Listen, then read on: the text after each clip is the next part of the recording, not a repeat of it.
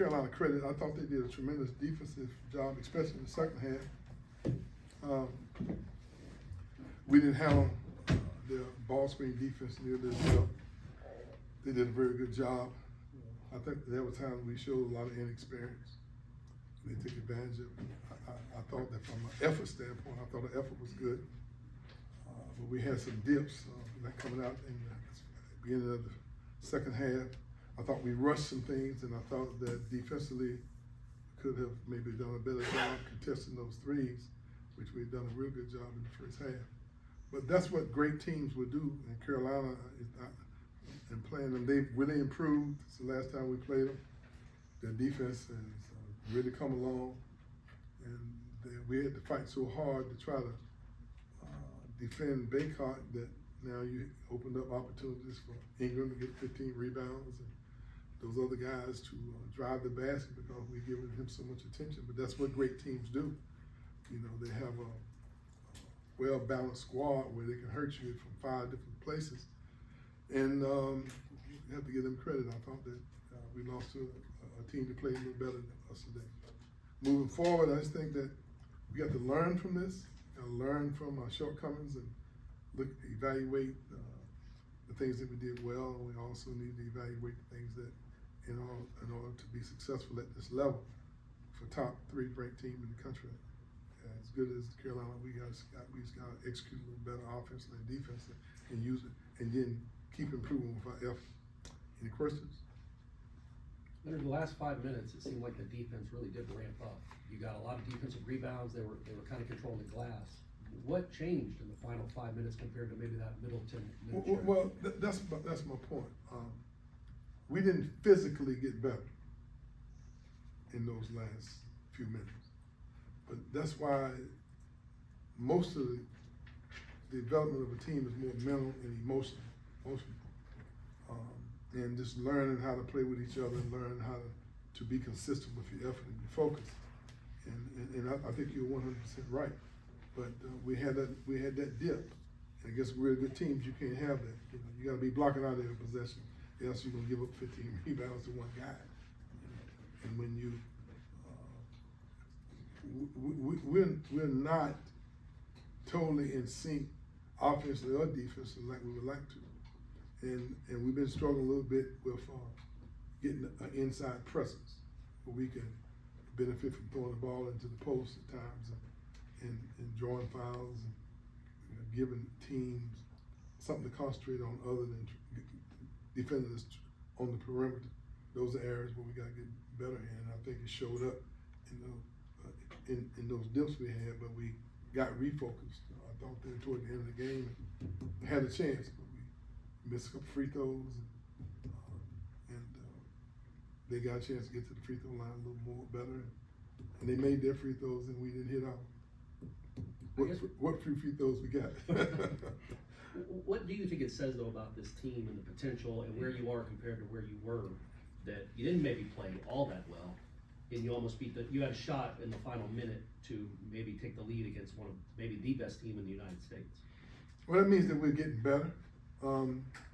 Early in the year, we had a lot of coming and going, with Fletcher, Gainey just trying to hustle to get back to some level of competitiveness with his recovery. Primo not being available at all. Cam Cohen going down with the fractured toe. And it didn't allow us to get the right rotation that we seem to have now. We seem to be in a good place with us learning a little more about how to utilize who we are. And then we got a couple of guys that they're still adjusting mentally too and emotionally. This is not as easy as one would think.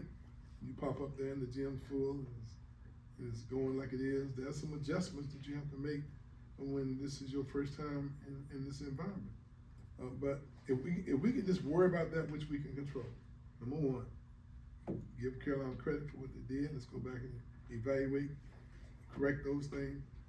Now that our efforts seem to be a little bit more consistent. And early in the year, I thought we were a little inconsistent. We were kind of up and down in our highs and our lows, but we seem to have leveled off now with us expecting from each other what level of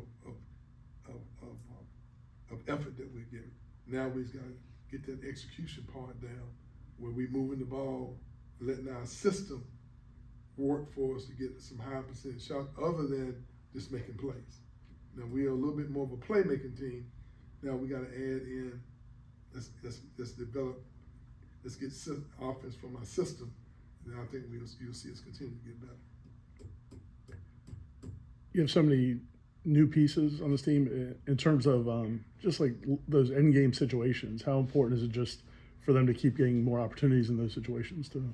Well, you know, we work on those things all the time, but what happens is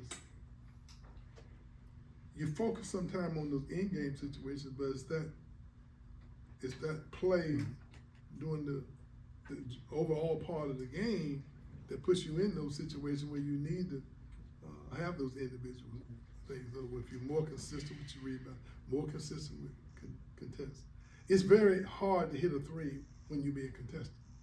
And I thought that the threes that they hit me in the second half, we really didn't have the same level of effort to contest those shots. And good shooters will make those shots. You know, that's one of the things that, since they put the 3-point shot in there, I mean, most kids spend half their time, at least half the time, working on threes. And they'll make them if you don't contest them. Coach, a couple weeks ago we were talking and you said that it was a pretty empty arena, and you said that your guys are going to have to give some fans something to talk about to show up. Your fans tonight were rocking through and through this game. Can you just talk a little bit about being able to step up to the plate and give them something to show up for? Well, you know, we've enjoyed tremendous fan support since we've been here. I mean, they've had a tremendous, they have had a lot to do with success that we've had here over the years. Just being there and through the good times and the bad times. All we got to do is just do our part. But we were who we were in the beginning of the season. I mean, we were not nearly as good as we are now.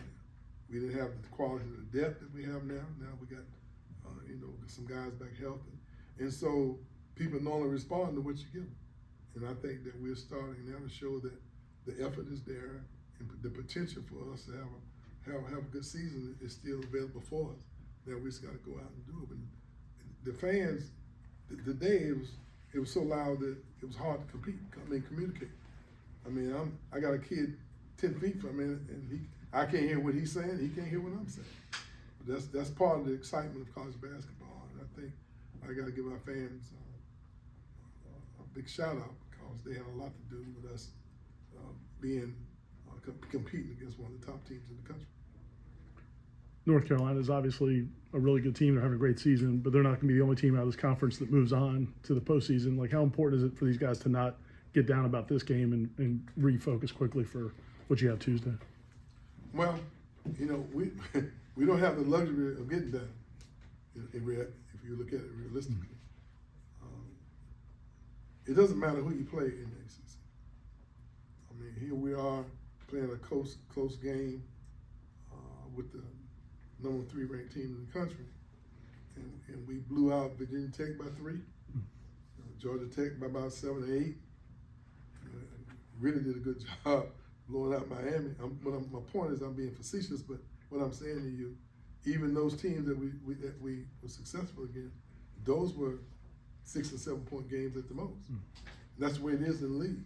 And so, regardless of who you're playing, whether you're home or on the road, you're gonna have to be at your best, to win. And that seemed to have been lost when you start evaluating what opportunities you have at the end of the season. I mean, we are focusing in on whatever these analytics are saying, but in reality, a lot of what you do in the preseason has a lot to do in what happens at the end of the season. And a lot of teams are much better at the end of the season than they were at the beginning of the season. I mean, no one would have selected the Final Four teams from last year. Nobody had FAU.